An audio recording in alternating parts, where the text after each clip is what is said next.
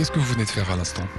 Je viens de faire une prise de tension. Et c'est pour voir si,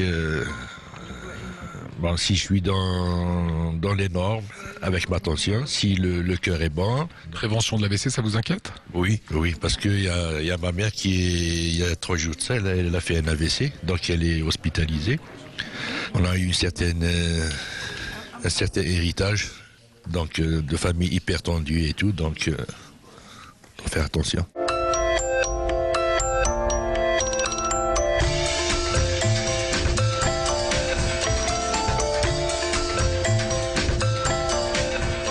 Voilà, je vois que vous avez commencé à faire un dépistage. Qu'est-ce que vous allez faire concrètement? Donc en fait, on va faire l'appareil va faire 3 mesures consécutives de tension artérielle. Et en fait, cet appareil permet de détecter les fibrillations auriculaires. Donc suite à ça, l'appareil va faire une moyenne des 3 mesures. Et en fait, je pourrais donner la tension et le pouls au monsieur. Quels sont les risques pour monsieur? Donc en fait, c'est en cas de risque de fibrillation auriculaire, en fait, le risque est en fait l'AVC, donc l'accident vasculaire cérébral, donc qui est en fait une maladie assez grave puisqu'elle a des suites assez conséquentes au niveau de l'hygiène de vie et du reste du suivi du patient.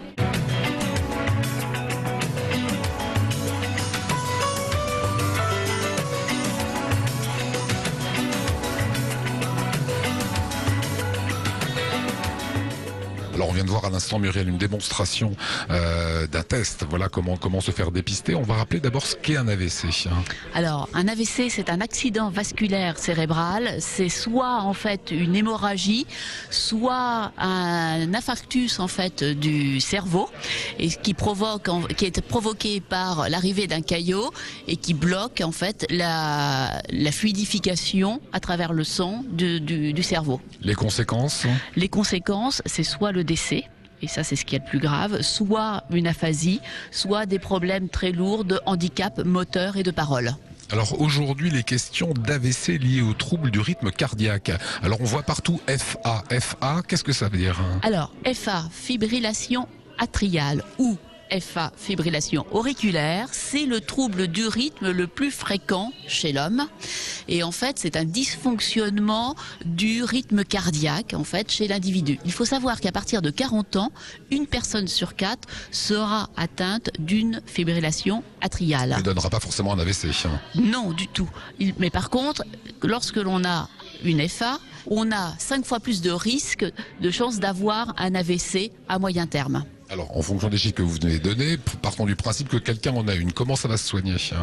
Alors, pour soigner la FA, l'objectif étant de pouvoir contrôler la personne. Ça veut dire, d'une part, on regarde son âge, les facteurs de risque, s'il est diabétique, s'il est hypertendu.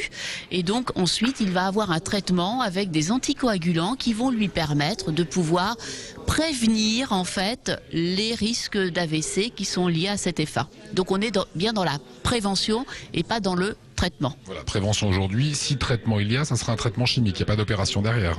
Alors, il peut y avoir des interventions chirurgicales, mais là, c'est l'expertise d'un professionnel de santé et je ne suis pas habilitée à vous répondre sur ce sujet. Voilà, donc il vaut mieux se faire tester. Et régulièrement, en fait, surtout qu'il existe maintenant des lecteurs, donc des tensiomètres, c'est assez facile. Donc, soit vous achetez un tensiomètre et vous le faites chez vous régulièrement, soit vous demandez à votre médecin.